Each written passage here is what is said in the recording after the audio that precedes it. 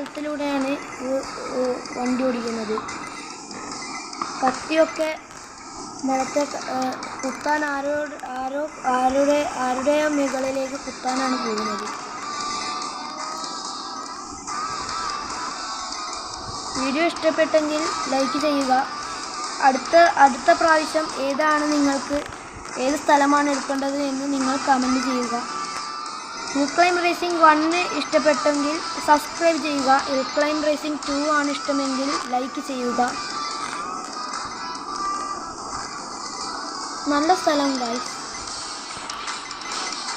നിങ്ങൾക്ക് എല്ലാവർക്കും ഇഷ്ടപ്പെട്ടു എന്ന് ഞാൻ വിചാരിക്കുന്നു.